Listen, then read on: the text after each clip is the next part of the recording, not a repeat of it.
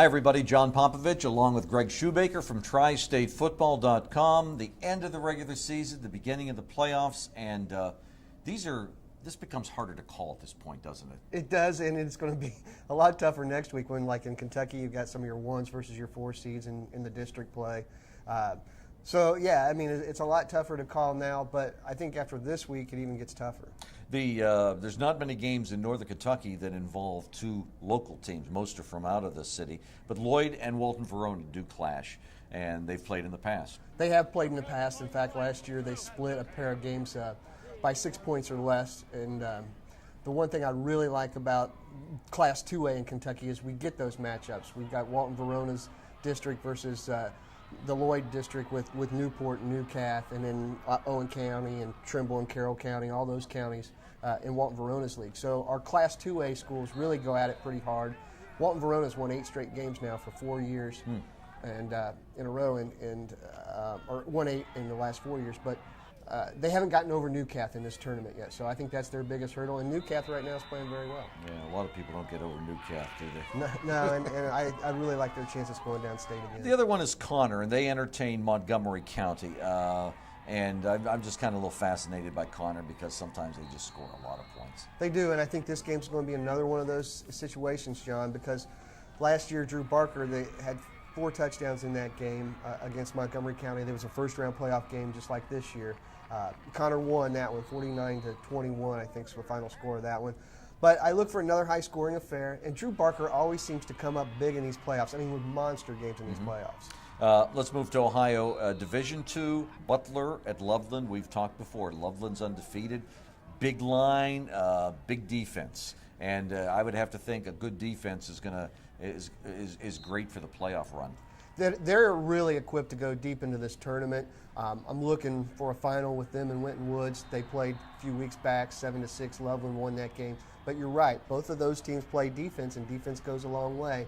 And Butler lost to Loveland at Loveland in the season opener. They've gotten a little bit better since then. Loveland doesn't have their star running back, Nate Slagle, but they seem to be doing just fine. They're getting more balance on offense with quarterback Drew Plitt, only a sophomore.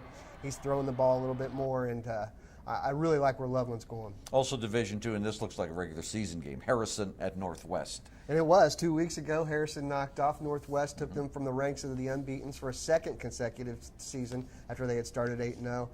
This is going to be a smash-mouth football game, and what I really like about the Wildcats of Harrison is they've got a personality now that really fits their coach, McCullough, and they are. They're just banging people around.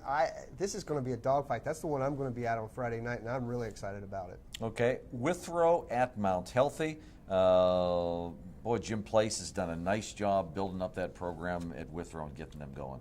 Yeah, and so is Harvey Crouch over there at Mount Healthy. I mean, 2 really good coaches. In fact, when we look at these Division II Region 6 playoffs, you look at the coaching and the coaches in these playoffs.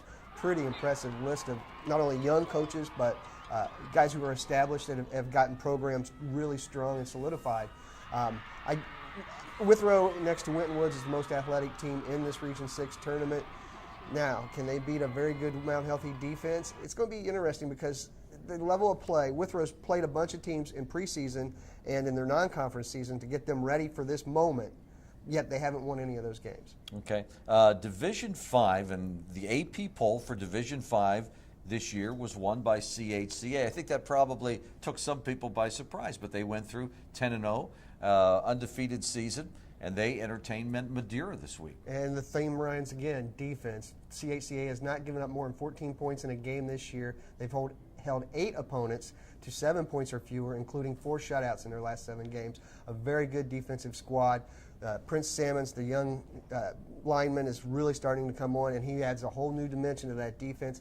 Offensively, CHCA, they get a lot of balance. There's nobody that you would call a real superstar. Nick Marsh has got a ton of touchdowns, but I don't think he's got 1,000 yards rushing yet. So real interesting matchup. Jules Edmerson from Madeira will be the best running back that CHCA's faced this year. And these two teams played each other for a number of years up until this point in the regular season. And 2 years ago, they played in the first round of the playoffs with Connor Osborne, the quarterback for CHCA, was the starter as a sophomore in that contest. Okay.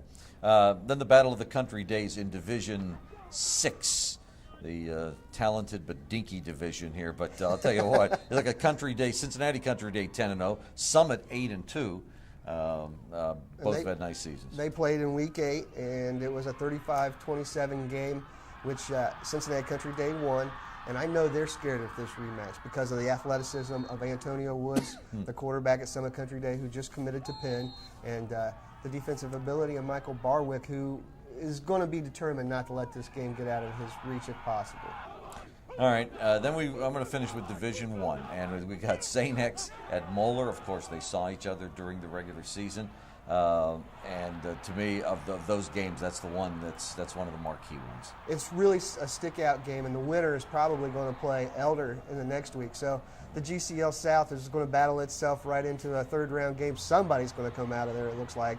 But if there's anybody that can beat Moeller and is not scared of Moeller, it's St. X and Elder. So it's an interesting matchup in round one. You know, last year St. X got Colerain in round one, and the bottom of that bracket is got Colerain playing Springboro, and Lakota West has got a game. Those two teams can match up, Lakota West and Colerain in round two, which would be for the real GMC title, John. They both went 7-0 in the regular season in the league play, but they didn't play each other in the regular season. So, and then you could have, and the other game could end up with Elder versus St. X or the Moeller winner. So a round of 4 next week, and I don't know who UC plays it, but it could be a doubleheader, a split doubleheader over at Nippert Stadium. Yeah, you mentioned a bit earlier, the bracketing is different. We used to have this like pod of 8 teams from the region. Now the region is 16 teams, right? It is 16. It's the Super 72, as they call it in Division I. It's split from Columbus South, and we have the Columbus, Dayton, and Cincinnati teams basically in our side of the tournament. But the bracket this year sort of comes out interesting. It's bottom heavy is Cincinnati in the bottom bracket with 5 teams out of the 8, and all of those 4 of those Cincinnati teams are top seeds in their games. The top bracket, only Fairfield from Cincinnati is there, so they have to advance all the way through. You have to win 4 games to win the regionals this year. So it's a little different. So it looks like Dayton or Columbus in the top half of the bracket versus a Cincinnati team in the bottom half of the bracket 4 weeks from now to go to the state championship. That's half a season almost, just to win your regional. Yeah, you're absolutely right. That's pretty funny. It is. Good deal. Greg Shoemaker, TriStateFootball.com. I'm John Popovich. Enjoy the weekend. This is going to be some great playoff action.